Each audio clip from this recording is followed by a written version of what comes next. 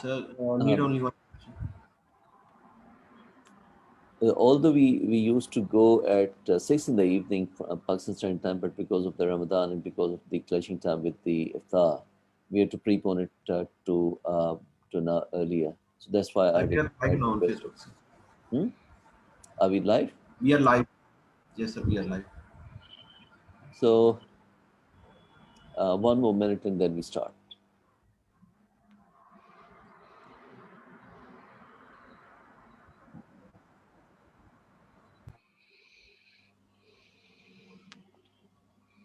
Hmm. No, that's right.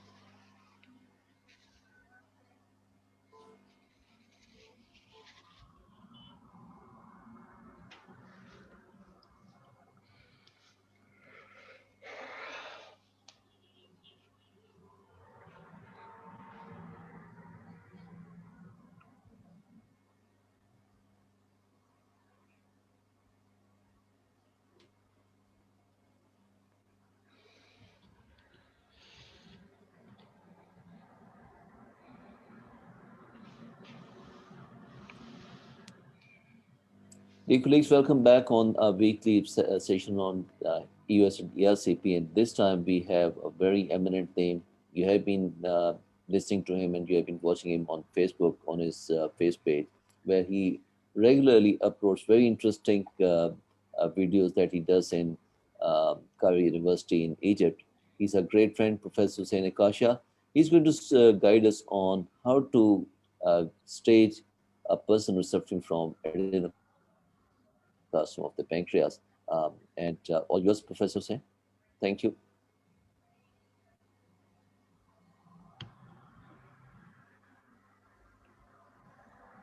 Professor Hussein. Yes, yes. I will start sharing the screen. Great. Okay. Now the screen is clear for you. Yes, perfect. First of all, I'd like to welcome all my colleagues in Pakistan, in Cairo, and everywhere, and like to thank you very much for your interest in endoscopic ultrasound. And I'd like to especially thank Professor Ghiyasun Nabi Tayyib and Professor Muhammad Khalid Hassan for their kind invitation for their very prestigious gastroenterology society in Pakistan.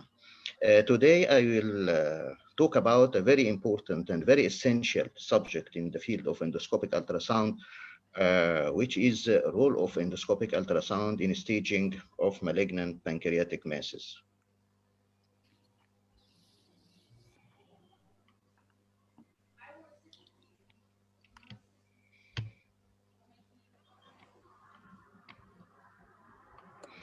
Malignant pancreatic masses, as we all know, may be an adenocarcinoma, cystic pancreatic neoplasms, neuroendocrine tumors, lymphoma, or metastasis. The commonest malignant lesion of the pancreas is, of course, pancreatic carcinomas, and the commonest type of pancreatic carcinoma is ductal adenocarcinoma, which accounts for about 90% of all pancreatic carcinomas.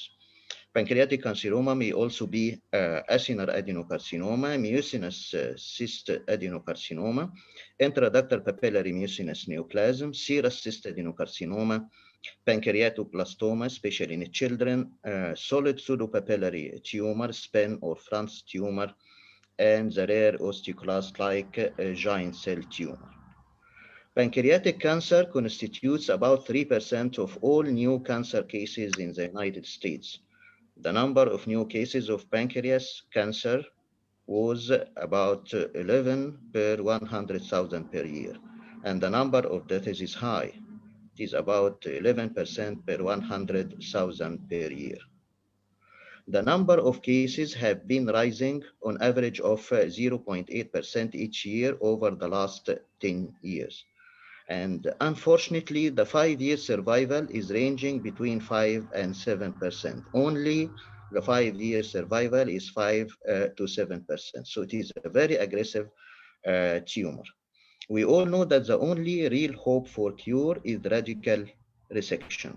So early diagnosis of cancer pancreas and proper staging of cancer pancreas is the only hope to improve this very low 5-year survival. So just after the diagnosis of cancer pancreas, the surgeon always asks the endosonographer this question: is it resectable? Is it operable? But before you have an accurate decision of surgery, you must have an accurate staging. So let us talk about staging of the pancreatic cancer. The staging of pancreatic cancer is based on the classic TNM system: T for tumor, node, N for node, and M for metastasis. We all know that. And in addition, we should determine the resectability of the mass. We should write a word in the conclusion whether the mass is resectable, borderline resectable, or unresectable. Let us talk about the classic TNM classification. This is the old one issued in 2010. T1 is tumor limited to the pancreas and smaller than 2 centimeter. T2, tumor limited to the pancreas and larger than 2 centimeter. T3 are tumors extend beyond the pancreas but without involvement of the celiac axis or the superior mesenteric artery. And T4 are tumors involves the celiac axis or the superior mesenteric artery. And N0 for no regional lymph nodes, and N1 for the presence of regional lymph node. In 2017, there is a slight modification of the previously mentioned old one. In the lymph nodes, N0, no regional lymph nodes, N1, metastasis in 1 to 3 regional lymph nodes, and N2 is metastasis in 4 or more regional lymph nodes.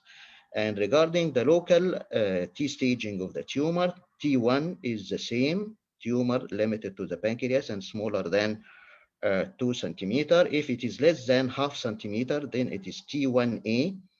If it is from half to 1 centimeter, then it is T1B. If it is between 1 and 2 centimeter, then it is T1C. And the T2 is the same as the old one, tumors between 2 and 4 centimeters in the greatest dimensions. Here, T3 differs. T3 here, the tumors more than 4 centimeter in the greatest dimension. So from T1 to T3 depends on the size of the tumor. But T4 here, stated for tumors, involves celiac axis, superior mesenteric artery, and or common hepatic artery, regardless the size. Here, this is, I should stress in the term involves. What is meant by a vessel involved by a tumor? How the tumor involve a vessel? Is it by touching the vessel, or the presence of irregularity of the vessel at the site of the tumor, or the vessel is occluded, engulfed, pinching of the vessel, extending into the vessel, compression, narrowed, displacement, and so on, teardrop invasion? But all that are right, but I think the most suitable point to determine vessel invasion is loss of the normal interface between the vessel and the tumor. This is an example of the normal interface between the vessel and the pancreatic tissue.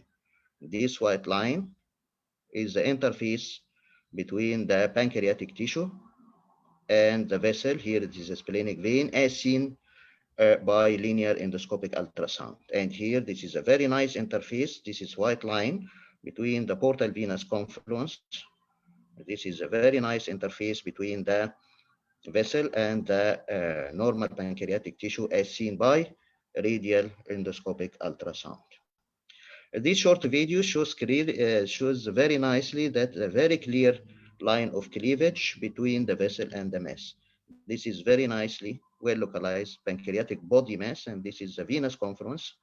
And you notice here that the interface between the vessel and the mass is very clear. It is whitish, it is uninterrupted, it is continuous, no compression, no invasion. Yes, very nicely seen. Yes, very nice, very nicely seen line of cleavage between both. But here we notice that there is a marked irregularity of the vessel wall at the site of the tumor. This is a pancreatic head mass, and this is the portal vein. And here we notice there is irregularity of the vessel wall and loss of the normal interface. So this vessel is involved by this mass, by this pancreatic head mass. And here this is a large pancreatic body mass invading the celiac trunk. This is the aorta, and this is the uptake of the celiac axis. And here this is the celiac axis, very clearly that it is compressed, irregular outline, and loss of the interface between the large mass and the vessel. And here this is even invasion of the celiac trunk by the mass. Here this is intravascular extension of the nearby mass. It is not a thrombus, maybe a thrombus, but mostly it is invasion because the texture of this area inside the vessel is the same as the texture of the mass. So mostly it is part of the mass with actual invasion. So it is very important to determine if the vessel is involved by the mass or the mass is away from the vessel. After we know the classic TNM staging, it is very important from the clinical point of view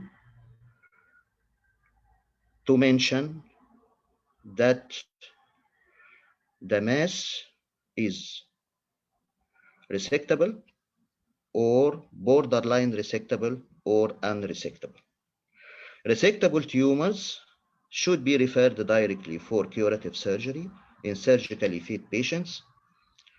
Borderline resectable tumor can be considered for neoadjuvant chemotherapy or radiation or both for downstaging, then possible resection with or without vascular reconstruction. Or metastatic or unresectable tumors that should be directed to palliative chemotherapy. So the surgeon or the referring doctor or the attending doctor is waiting in the conclusion to see the stage of the mass and whether the mass is resectable, borderline resectable, or unresectable, because this will lead to determine the plan of further management. Then how to determine the resectability of the tumor? To determine the resectability of the tumor, we should stress or know three important points. The first point is which vessel is involved. Is it the aorta, celiac axis, superior mesenteric artery, superior mesenteric vein, portal vein, or portal venous confluence? Which vessel is involved? The splenic vein, for example, or the splenic artery, if it is involved, no matter. It is not important at all. I can remove the spleen and remove the splenic vessels. But aorta is very serious. Celiac axis is very serious. Superior mesenteric artery, slide a little bit less. So determination of the involved vessel is very important. This is the first point. The second point is the pattern of involvement of that vessel. Is this abutment or encasement? And we will know later on what is the difference between abutment and encasement. And the third point is the length of the involvement of the vessel. This is especially for venous structures, especially the superior mesenteric vein, portal vein, or confluence between superior mesenteric and portal veins. What is the difference between encasement and abutment? Abutment is involvement of less than 180 degrees of the circumference of the vessel, less than half of the circumference, less than 180 degrees of the circumference, while encasement is involvement of more than half of the circumference or more than 180 degrees of its circumference. If there is a vessel, if this is a vessel and this is the cancer, then the cancer is involving less than half of the circumference of the vein. Then this is abutment. But here it is involving more than half of the circumference. Then it is encasing this vessel. This cancer is encasing this vessel. This is an example of abutment. This is a large mass, but involving less than half of the circumference of this vessel, which is the superior mesenteric vein seen from the bulb of the duodenum. And here, this is the same patient. The mass is present in one side of the vessel. Yes, but here there is no mass, so it is involving one side of the vessel, less than half of the circumference of the vessel, or less than 180 degrees of the vessel. But here we notice that there is total encasement, involvement of more than half and even the whole circumference of the vessel. This is a large pancreatic body mass, and this is a celiac trunk, and this is a celiac trunk and totally encased by the mass. Yes, very nicely seen. Yes, this is the large mass, and this is a celiac trunk inside this very pancreatic body mass. So it is a very serious situation. It is encasement and not abutment. So after knowing these 3 points, we can determine or can easily pick up the borderline resectable mass. The mass is borderline resectable if there is superior mesenteric artery abutment for less than 180 degrees. If there is encasement of the superior mesenteric artery, then this mass is unresectable. And if the superior mesenteric artery is free, then it is a resectable mass. So superior mesenteric artery is a very important vessel. If it is free, then the mass is resectable. If there is abutment of the superior mesenteric artery, then the mass is borderline resectable. And if there is encasement of the superior mesenteric artery, then the mass is unresectable. Regarding the common hepatic artery, if there is short segment abutment or encasement, but with no extension to the celiac axis, there is 1 centimeter free between the common hepatic artery and the celiac axis, then it is borderline resectable. If the tumor involving the whole length of the common hepatic artery till or including its origin from the celiac axis, no 1 centimeter free, then it is unresectable. And if the common, of course, if the common hepatic artery is not involved, then it is a resectable tumor. If there is encasement of the gastroduodenal artery up to the hepatic artery, then it is a borderline resectable. Very important to study the superior mesenteric artery and the portal vein. If there is abutment, encasement, or short segment venous occlusion, but with suitable vessel proximal and distal to the area of vessel involvement, allowing for surgical resection and reconstruction, then it is a borderline resectable tumor. This distance is judged by the surgeons to be about 2 centimeters. So if these vessels are involved, whether by abutment, encasement, or occlusion, but less than 2 centimeters, then you can do approximation of the edges of the vessels with suturing or vascular reconstruction or something like that. If it is less than 2 centimeters, then it is borderline resectable. But if the distance of the involvement is more than 2 centimeters, it is very difficult to do vascular reconstruction. But this 2 centimeters is a subjective distance. It is not stated here in the determination of borderline resectable. It is left to the circumstances of the operation. I asked my eminent surgeons in Cairo University about this. They are saying that 2 centimeters is suitable or less, but it depends on the tributaries. If the mass is involving more tributaries of the superior portal vein or the superior mesenteric vein, or if there is no collaterals around, circumstances is unsuitable, then it deemed unresectable. So 2 centimeters agreed by most of the surgeons, but this is a subjective, and it is left finally to the circumstances intraoperatively.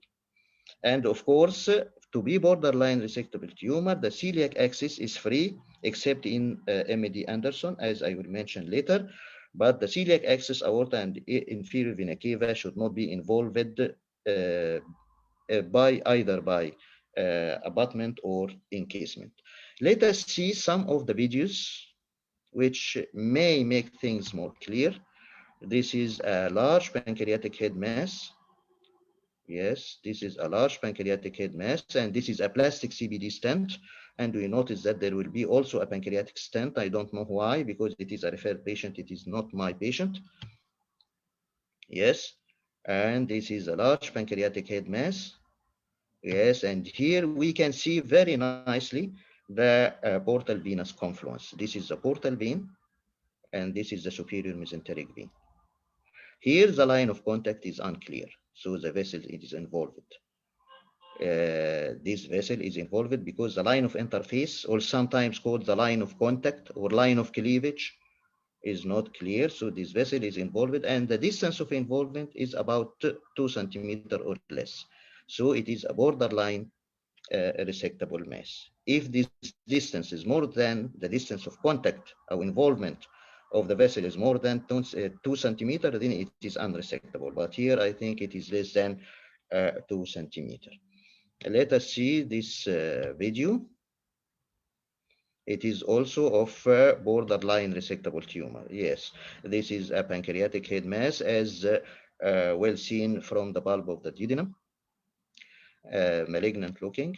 And this is the portal vein, and this is the splenic vein coming from below and the left side of the screen to join the superior mesenteric vein to form the portal vein. And here there is the line of interface between the mass and the portal vein is unclear, so the vessel is involved, but the length is not too long. I think it is less than 2 centimeters. This is the mass, and this is very nicely seen. This is the venous confluence, and here the line of interface is completely lost. Here it may be clear, somewhat clear, the line of interface, but here the line of interface is completely lost. So this is a borderline resectable tumor. Some surgeons, very competent surgeon, experienced surgeon, can go for that and do vascular reconstruction. But most prefers to refer the patient for a neoadjuvant chemotherapy for a more easier operation and better outcome regarding the recurrence of the tumor. This is abutment of the superior mesenteric vein. Abutment is involvement for less than 180 degrees. This is a large, yes, very nicely seen, a large pancreatic body mass. And here, this is the superior mesenteric artery arising from the aorta. This is the abdominal aorta as seen by the linear echo endoscope, while in the stomach, subcardial. And this is the uptake or the origin of the superior mesenteric artery, and above it will be the uptake of the celiac axis. Here, the superior mesenteric artery is abutted by this large mass. The mass is present, yes, the mass is present at one side of the tumor, while here there is no mass, so the mass is involving less than half of the circumference of the superior mesenteric artery. So it is superior mesenteric vein is abutted very nicely. So it is a borderline resectable tumor. Here, this is the abutment of the or encasement of the common hepatic artery. This is the celiac trunk, and this is the common hepatic artery. If there is 1 centimeter free of tumor between the common hepatic artery and from its origin from the celiac trunk, then it is borderline resectable. But if the mass is involving the whole length of the common hepatic artery till its origin from the celiac trunk, then it is unresectable tumor. I hope that will be working, inshallah. This is the previous video. This is the aorta. And here, very nicely seen celiac axis. This is the superior mesenteric artery, and this is the celiac axis originating just above the origin of the superior mesenteric artery. It is compressed and totally encased by the mass.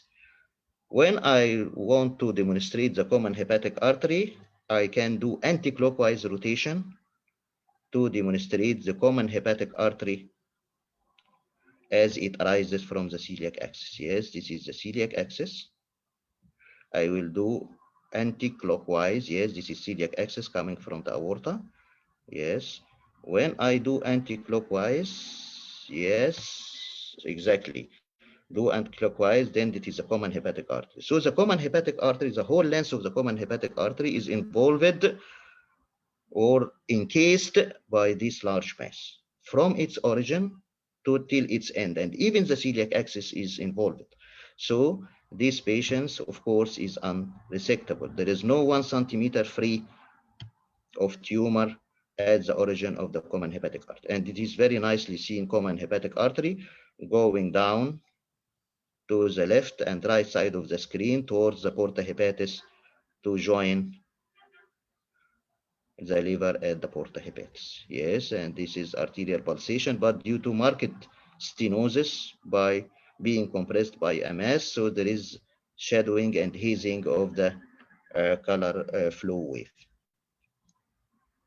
And this is the gastroduodenal artery, encasement of the gastroduodenal artery, and it's very easy to pick up the gastroduodenal artery because it is very near to the echoendoscope, while in the upper second part of the duodenum, this vessel is very near to the echoendoscope, while the superior mesenteric vessels are away.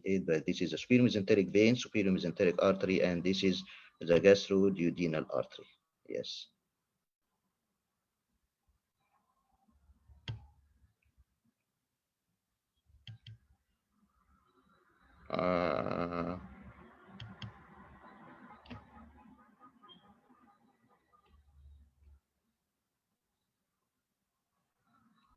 I hope that the video, but we see it in the first few seconds that it is totally encased by the mass.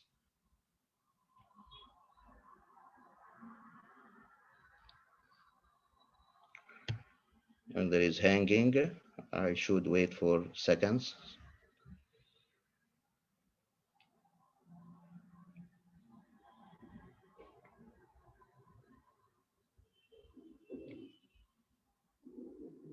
Yes.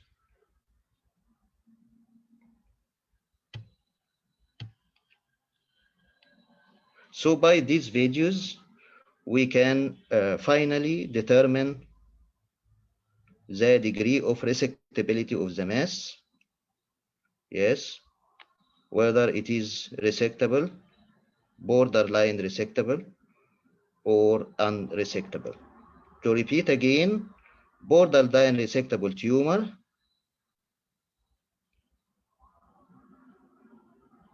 are tumors that first abutting the superior mesenteric artery, abutting or encasing the common hepatic artery, but there is 1 centimeter free of tumor from origin from the Professor celiac Hussain, your axis. legs are not moving.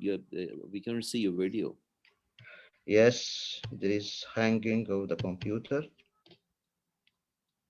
I should wait for seconds.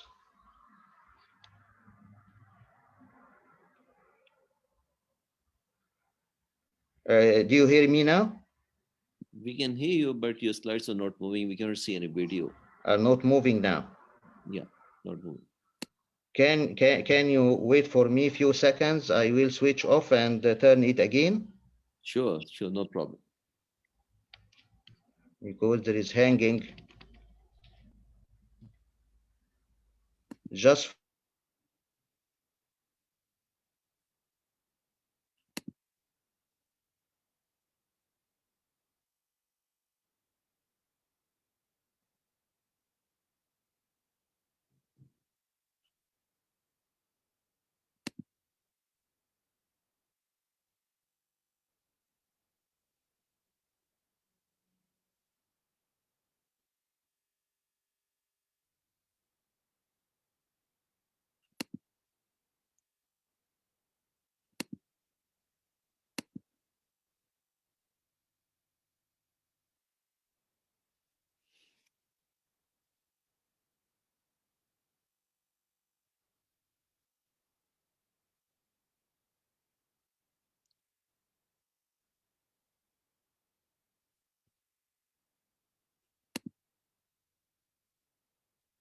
While we are waiting for Professor Hussain to set up his computer, Khalid, are you there? Yes, I'm here. What is your take on putting stents in a person who is suffering obstructive jaundice? Stents in the pancreatic duct, stents in the biliary channel? So I think we should wait on maybe what Dr.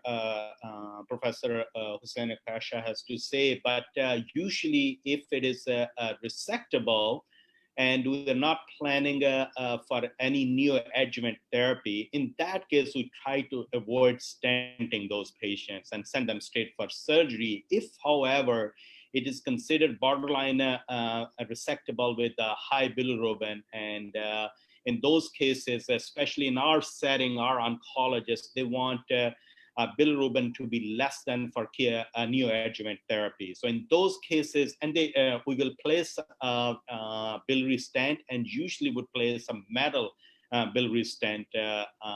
So that's our practice. I don't know how it is in Egypt, and usually that's the course we follow. What about in Pakistan? In Pakistan, I think since majority of patients, they first land with the radiologist and then they come to the gastroenterologist. EUS is always taken up later, um, the practical situation. So in that scenario, most of the time when gastroenterologist sees that the duct is obstructed, it puts in a stent. Now the question is, uh, do we need to, what should be the threshold of bilirubin? It should be more than 10, more than 15. Um, Obviously, there's certain absolute indication that the person's septic, person's having cholangitis. We definitely have to drain. But otherwise, in the absence of infection, what will be your threshold? And if the guidewire goes into the pancreatic duct, we'd like to put in a stent there too. So these are multiple questions, multiple scenarios. So first, if, as I mentioned, if it is resectable and even bilirubin high 10, even up to 15, as long as it is deemed resectable in those and no cholangitis and no other multi-organ disease, which is going to delay the surgery, in those cases, we try not to intervene. In again, if we're going to consider neoadjuvant therapy, then in that case, we'll go ahead and place a stent. And now question comes, like if you go into the pancreatic duct, and would you put a stent in there? So from our experience, we know not that these patients don't develop a pancreatitis, but from our experience, we know these patients are the ones who are very low risk of developing a post-ERCP pancreatitis.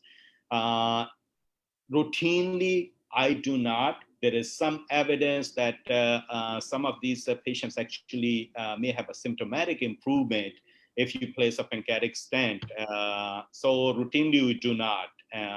In case if a wire goes into the pancreatic duct, I would not. Good. So Professor Akash is back with his computer again rebooted. Sorry for that. It occurs every now and then that the internet connection is not so nice. So sorry for that. And we back again. Yes, now the video is clear for you. Yes. Now the screen is now clear. Yeah, we can see the screen very clear. Yes, this is the last video.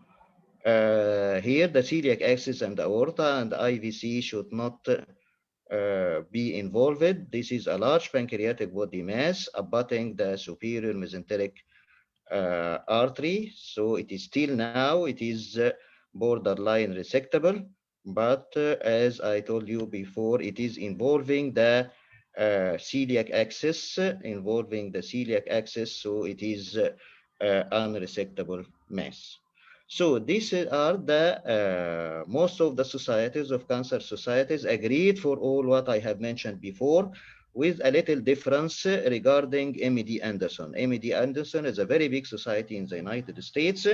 It agrees with all other societies, but a little difference is that it considers abutment of the celiac axis by a pancreatic body, not pancreatic head, by a pancreatic body pancreatic body mass, renders it borderline resectable and not unresectable. So all societies stated that any involvement of the cancer of the celiac axis by the cancer whether abutment or encasement, it is unresectable, except MED Anderson. It is stated that abutment of the celiac axis by a pancreatic body mass renders it borderline resectable, and we may try new adjuvant chemotherapy for possible down staging of the mass and further radical resection later on. Now, after staging the mass and determining of its resectability, I wonder, and I hope that it is more clear now, remaining two important points which should discuss before the end of the lecture. The first point, which is better in staging of the cancer pancreas, the radial echo endoscope or the linear echo endoscope.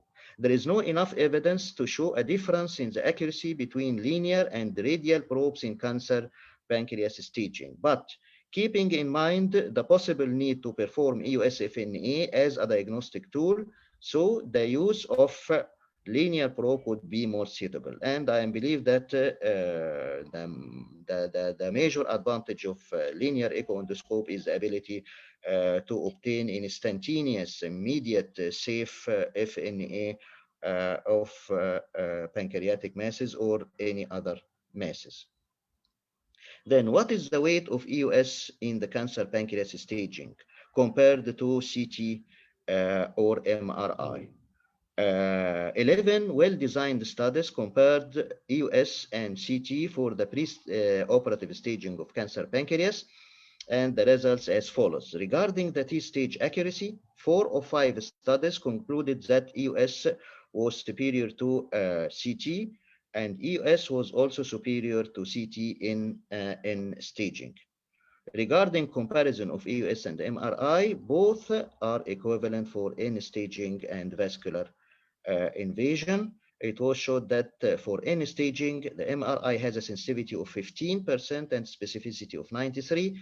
EUS has a sensitivity of 36% and specificity of 87%. Regarding the vascular invasion, MRI has sensitivity of 59% and specificity of 84%, and EUS has sensitivity of 42% and specificity of 97%. So, EUS has a very heavy weight in staging, evaluation of vascular invasion and resectability, and of course, the ability to do instantaneous, easy, and safe tissue sampling. This is my last slide, but I like this algorithm very much. It is very simple and very informative algorithm for detection and staging of cancer pancreas. First, we do multi-detector CT scan or MRI because it is non-invasive, no propofol, no sedation. It is a non-invasive method, though it is not the most accurate method, but it is non-invasive method. So we start with CT scan or MRI. If the CT showed a pancreatic mass that is clearly unresectable, then we do ERCP if there is hyperbilirubinemia, and very important to do EUS FNA to obtain proved histo or cytopathological proof of malignancy for palliation, for chemotherapy and palliation, and of course celiac plexus neurolysis if there is pain. If CT showed pancreatic mass which is clearly resectable and the patient is fit for surgery, the patient should be sent for radical surgery because it is the only hope. Of cure. If the CT showed equivocally resectable tumor, it is not clear whether it is resectable or non-resectable or borderline resectable, we should do the more accurate method, which is endoscopic ultrasound. If the endoscopic ultrasound demonstrated a resectable mass, then it should be sent for surgery. If it shows unresectable mass, then we should do FNA for a palliation, for chemotherapy and palliation. If the CT showed no pancreatic masses or equivocal pancreatic masses, especially in cases of obstructive jaundice, we should go to the more sensitive, more accurate endoscopic ultrasound. And again, if there is a resectable mass, then it should go for surgery. And if it is non-resectable mass, then we should do FNA for chemotherapy and palliation. This is a very simple algorithm, very informative for detection and staging of pancreatic mass to determine further management. Now we come to my conclusion. It is very important to stage borderline resectable pancreatic tumors for possible neoadjuvant chemoradiation, for down staging and possible vascular reconstruction during radical surgery. EUS, multi-detector CT, MRI are the available tools for tumor staging. However, the possibility to obtain samples from suspicious lesions or lymph nodes by means of EUS-FNA makes this procedure an ideal diagnosing and staging modality for pancreatic cancer. And again, I'd like to thank you again, the Pakistan Society of Gastroenterology and Endoscopy for their kind invitation. Thank you, or merci in France, or danke in Germany, or tashakkurat in Turkey. I wonder if the Pakistan language is present here. If present, then thank you again. And if not present, please send it to me to put in the last slide.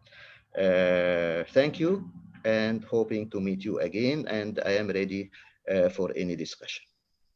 Thank you, Professor Hussain. It's very much there. You have written Aapka Shukriya. It's right there just above your name. On the if we look at the screen on the right of the minaret that you have shown. These Arabic alphabet, right there, the last one on the right is Urdu, which is Pakistani. Arabic script, they just do the Shukra and Aapka Shukriya. These are two things. Well, thank you very much. That was a very nice lecture. That was a very nice presentation. Made the concepts pretty clear. And your algorithm was very precise and to the point that those who are clearly unresectable on CT scan, they don't need to go for EUS. Those who are clearly resectable, again, they don't need to go for EUS unless we want to have the biopsy. It's only the unequivocal where the best utility of EUS is there. And I'm raising this point in particular for the reason that in Pakistan, there are not many centers where EUS is available. So the best utility of EUS should be clear to each and every one. And number one, to take the biopsy. Number two, to evaluate those cases where it is equivocal or where the CT scan fails to pick a particular reason for the obstructive jaundice. The house is open for discussion. Can I comment on that algorithm a little bit? Yes. So if we go back to slide, that algorithm really, I think, applies to adenocarcinoma. That does not, there are other type of obviously cancers like a neuroendocrine tumor, which could be non-functional. There could be a lymphoma as well, even though the incidence is low. In our center or in the United States, majority of these patients, especially it used to be that, oh, you look at the mass, it looks resectable, and there's no vascular involvement, and they are within the pancreas, they need to go for surgery. But lately, now what's happening, some of these are non-functional neuroendocrine tumor being diagnosed in an 80 years old gentleman or woman, 80 years old patient. In those cases, even though they may be fit for surgery, is it really right thing to do for them? If they have a non-functional small net in there, maybe a 1 centimeter. So many times those are just observed. So in our practice, many of those end up getting an EUS before going for surgery or being considered for surgery. So just wanted to comment on that. This algorithm is basically applicable to adenocarcinoma, where you see a ductal dilation, post-obstructive ductal dilation, because that usually does not happen with the lymphoma.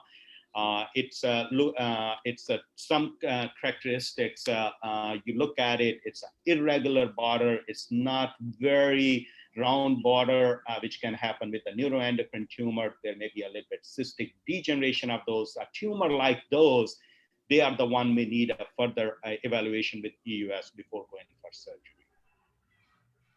I totally agree with you. Very, very nice comment, but I want to add something very important that we can do radical surgery and finally we find autoimmune pancreatitis, especially type 1 autoimmune pancreatitis, IgG4 related disease. So in many countries, including Egypt, surgeons emphasize and stress on obtaining FNA of any tumor of any mass-like structure in the head of the pancreas before radical surgery, before they stress on that, in contrast to this algorithm. Because in the Scandinavian countries, studies coming from Scandinavian countries mentioning that about 10 to 15% of surgically resected pancreatic head during pancreatic duodenectomy turned to be autoimmune pancreatitis, in addition to non-functioning neuroendocrine tumor, as you exactly mentioned. I asked many of the European countries and Turkey and Giovannini in France and Hakan in Turkey. And I surprised that most of the countries, even the European countries, now incorporating FNA for resectable tumor to avoid doing unnecessary major operations with high morbidity and mortality for benign diseases or nearly benign diseases like autoimmune pancreatitis and lymphoma and non-functioning neuroendocrine tumor.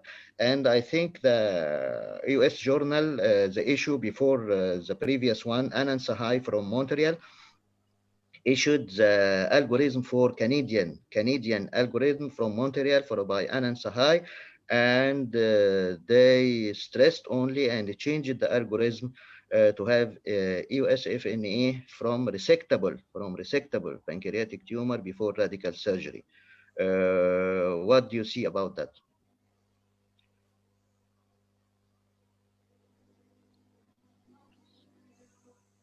Dr. Khalid?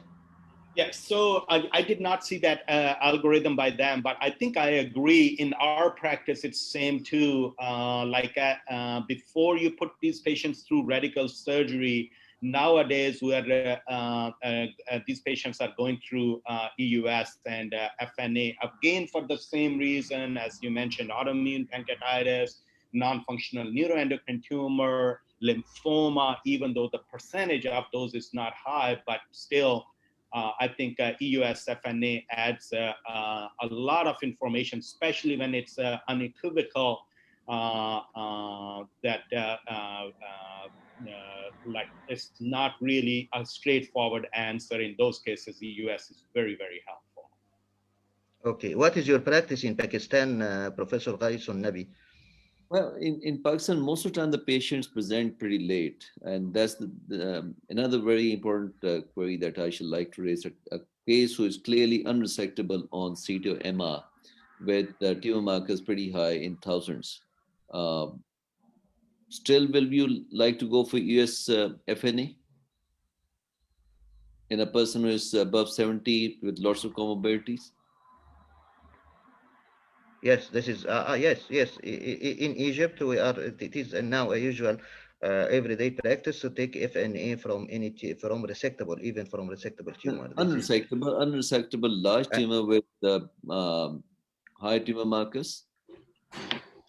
yeah. This is another question. So Yes, what is yes. the Some of the chemotherapists in oncologists in Egypt may give chemotherapy. You are meaning that? yes, yes. Really. Oncologists in Egypt, some of the oncologists giving chemotherapy based on the very high CA 19-9, but it should be higher than 1,000. Should be higher than 1,000 international unit per liter. Should be like that, without the need of FNA. So, so you're not going to do biopsy in those cases where it is clearly unresectable and the tumor marker is more than 1,000. Yes, but not all oncologists following this policy. Not all the, but I know that some of the oncologists do not need FNA If the EUS picture is highly impressive of pancreatic carcinoma, irregular outline, give the impression of pancreatic adenocarcinoma. So just he's telling me if it is unresectable, don't do FNA because the CA19-9 is very high, more than thousands. But the patient should not have obstructive jaundice or cholangitis. This should In be interpreted, 1000 CE19-9 should be interpreted in the presence of normal bilirubin level, like in malignant pancreatic body or malignant pancreatic body mass, because CA19-9 may be as high as many thousands in cases of cholangitis or obstructive jaundice. So if a that's right. patient is not jaundiced and have CA19-9 more than 1000 unit per milliliter, they do not need, many of them not need FNA, but others, they should stress on FNA because of medico-legal issues. That's in Pakistan, majority of the oncologists want the tissue diagnosis, may it be through the EUS, may it be CD guided, but they prefer to have tissue diagnosis, confirmed tissue diagnosis before they Yes, start the chemotherapeutic yes, agent. What is your yes. protocol to follow these patients, the ones who are on neoadjuvant therapy? Do you follow The them with protocol is EUS or put you by, follow them with the CT and MR?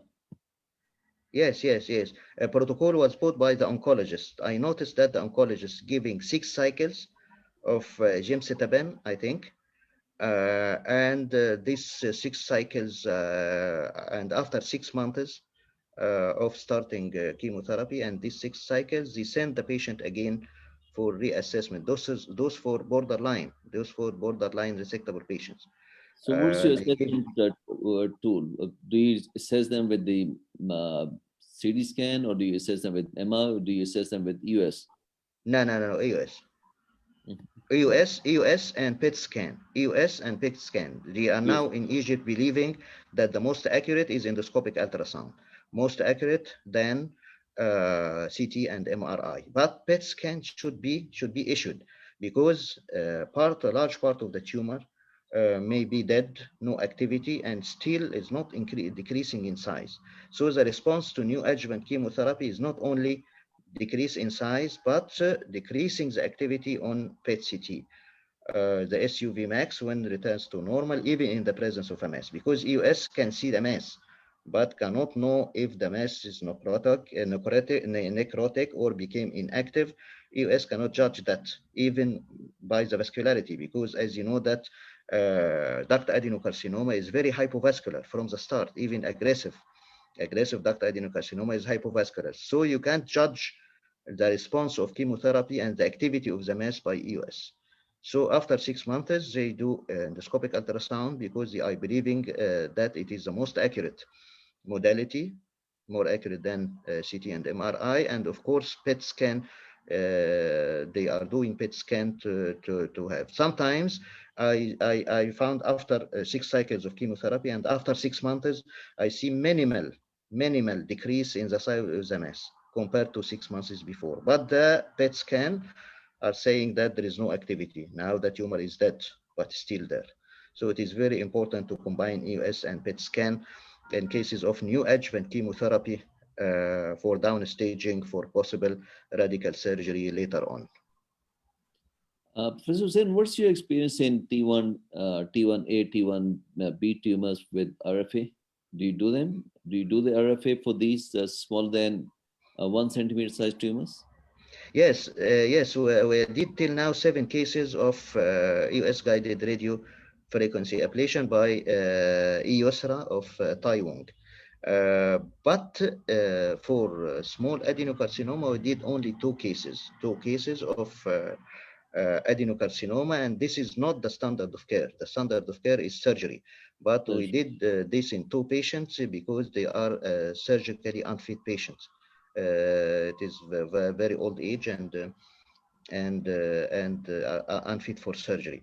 And one of the tumor is about 11 millimeter, and the second is about 17 millimeter. So both are less than 2 centimeter. Then it is T1 tumor, and the presentation One of the presentation of the patient was pain, and the other, it was located in the body of the pancreas near the celiac plexus, and the other is compressing the pancreatic duct with accidental discovery of pancreatic duct dilatation during routine ultrasonography.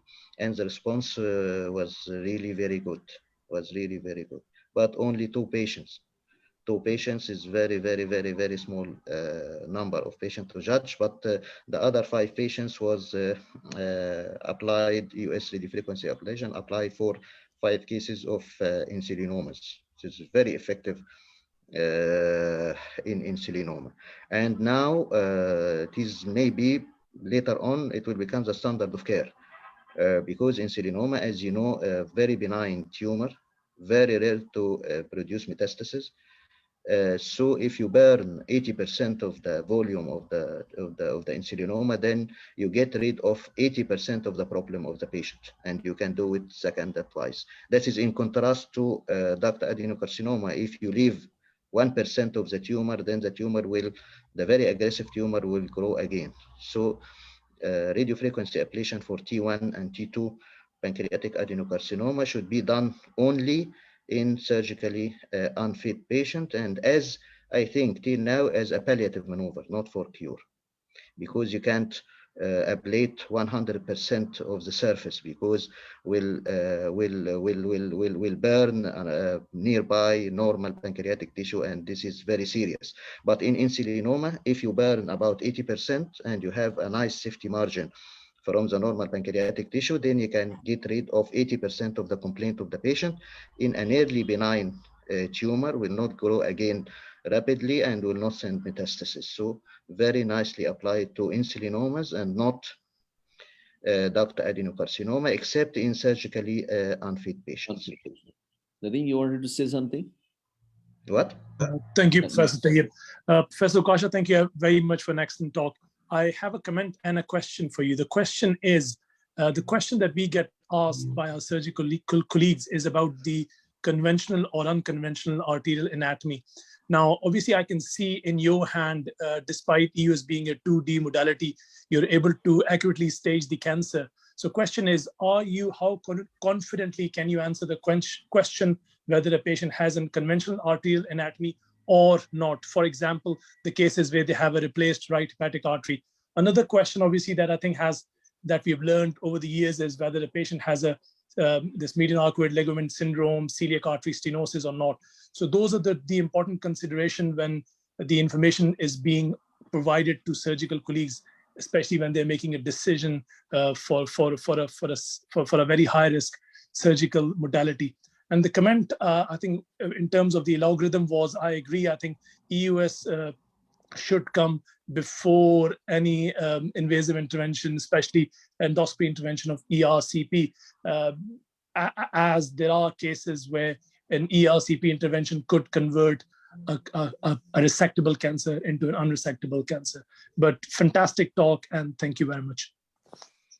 Yes, regarding the question, you are very right. The accuracy of endoscopic ultrasound in staging is 85 to 90% in best hands. So there are wrong staging in about 15%. And this is also for CT and MRI. So you are totally right. But I think this is for hepatic artery is slightly a little bit more difficult to stage the hepatic artery, because the common hepatic artery is rather difficult to visualize from the duodenum, from the duodenal bulb. It is better to visualize from the stomach, and you should do a hard job of tracing the celiac axis from the aorta, and then common hepatic artery, and then its bifurcation into gastroduodenal to the left of the screen, and the hepatic artery proper to the right of the screen. So I think the hepatic artery is a little bit difficult, but screening visualizing the superior mesenteric artery is much more easier. Portal venous conference is much more easier. You can visualize it from the bulb of the duodenum and the stomach, but you are totally right.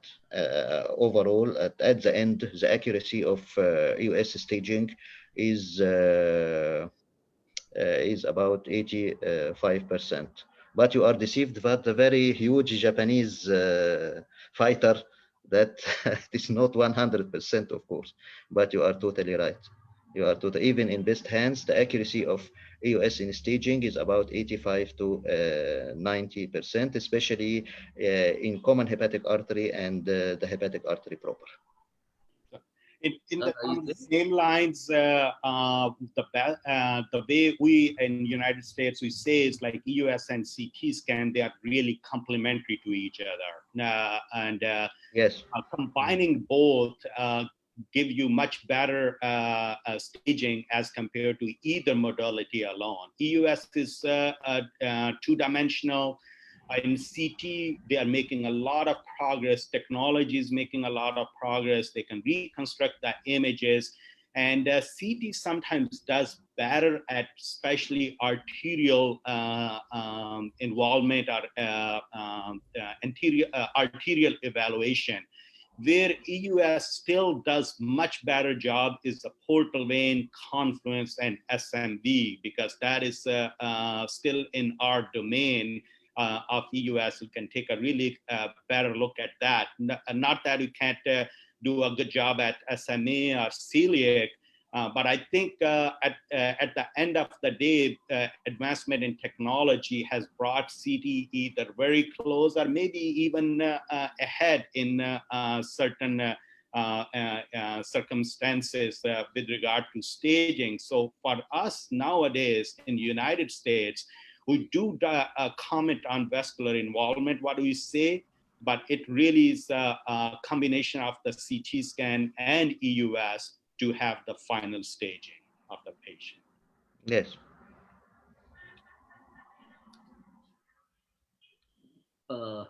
It's a question to all the panelists. A very common scenario. That's the reason that I was asking Saad is there. Most of the times in Pakistan, patient comes with a report for ultrasound with a bilirubin. Yes, I am there. And we do a CT scan on day 1, and on the following day, we are expected to do ERCP. Saad, isn't it a common scenario? Yes, Riaz. And it depends and varies from the surgeon to surgeon, I think. This is what I suggested there, because I think there's no cutoff bilirubin that I am aware of, to be honest, because we are dependent on our surgeons. If the surgeon says, I'm not going to operate on this patient with a bilirubin of 15, then you don't have a choice but to go in and put a stent. And sometimes the patient wants to think about surgery. One has to remember the results of Whipple's are different in I'm sorry, but in different parts of the world. The experiences are different. So one has to be very careful when one is actually advocating one modality of treatment or the other. Size of the tumor, by the time, like you said, by the time we get the patients, they're usually pretty late. I haven't seen any patient with T1 or T2 of pancreatic, growth. They're almost always 4 centimeters or above, quite often. And the one thing that I wanted to also add is that, like Khalid just said, I feel that CT scan is less operator dependent. But EUS is very operator dependent, very nicely shown by people like Khalid and Professor. They are obviously very good. Someone like me, I'm not very sure. I'm very good at taking care of. I'm very good at commenting on the vascular involvement in pancreatic disease, to the extent where I can say, well, you know what, I can challenge the CT scan. And so hence we also feel that, here in our part of the world, we tend to be more dependent on CT scan if it is done properly and reported properly. I understand there is variability there as well. In Egypt, surgeons ask for CBD stent before surgery if the bilirubin is more than 12 milligram percent, or if there is cholangitis. But if it is no cholangitis and the bilirubin is below 12 milligram percent, then they go for surgery and spare or avoid ERCP. This is the usual practice in Egypt. John, you wanted to say something? Yeah, the data on the bilirubin came from that Cohen study, didn't it? From the guys in the Netherlands. but it was basically picked out of the air. So they used the same as it was 300. I can't remember what that is in the milligrams mil, but they picked 300, and they said above that you won't be able to enter the study. Below that, you get randomised to upfront surgery versus stent or and surgery after, and showed that the stenting was associated with worse outcomes. But that number was not based on anything particularly scientific. They just picked a number and went for it. And unfortunately, that's then filtered down to a lot of our colleagues who now think if it's over that level, that you should then have a stent put in first. What we don't actually have is great data on what happens. There's a little bit. So Keith Roberts from Birmingham's done some work on upfront surgery in Aberdeen, where he used to work. Basically, if the patient had good renal function and was fit, it didn't matter what the bilirubin was. So if they were fit enough for surgery and their renal, because the renal function you worry about, if the renal function is reasonably okay, hasn't completely ruined their clotting, then they would take them to theatre with, didn't matter what the bilirubin was. And interestingly, we always talk about cholangitis in tumours. I don't know what most people's experience is, but if you can't get something at the level of a molecule out through a stricture, you're not going to get something the size of a bacteria back up it. The most common cause of cholangitis in cancer patients is when someone's bumbled an ERCP. So we've got in, put a bit of contrast in, haven't got decent drainage, and we've then infected what was a sterile system. And most ducts that get cholangitis are the ones with stones in, i.e. they're already dirty, and then they get obstructed, and then they get infected. So we often get pressured by people, oh, they're going to get cholangitis. Like, no, they're not. Or it's not that common that they get cholangitis. There's more time. I think what Professor Akasha said is really valuable. There's plenty of time to think, right, okay, their bilirubin is 5, 10, whatever it might be. Get the right information so you're doing exactly the right thing for the person. Don't have the pressure to get, unless it's really clear they're not going to have surgery, then don't just leap into an ERCP. We did a study showing that the stents get in the way of staging, and they definitely get in the way of getting a decent biopsy.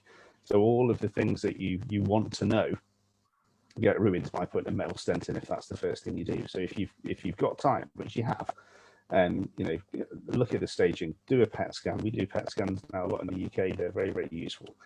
Get an EUS prior to the ERCP, and if you can, do EUS and the ERCP in the same sitting. So we bring them down to the department, do an EUS, do the staging, do the biopsy, switch to ERCP, do brushings and a stent. And then they've had everything done, and we've done it without the tumour being messed with first up, which I think is really useful and fantastic talk. Thank you very much. Great. That is very true. Like these patients with a mass malignant obstruction, they don't develop cholangitis unless there is an instrumentation or there is a stone there. They do not have cholangitis because of the malignant obstruction. That is very true. So with these clear messages, I think if there's no more comment, no more question, it remains for me to thank Professor Akasha for a wonderful presentation, for a wonderful interaction. And similarly, thanks to all the panelists, thanks to all the attendees who have spent the time to make this program successful. I'm also thankful to Wilson Pharmaceutical for providing the platform. So see you next week. Take care. Allah Hafiz. Bye-bye. Thank you.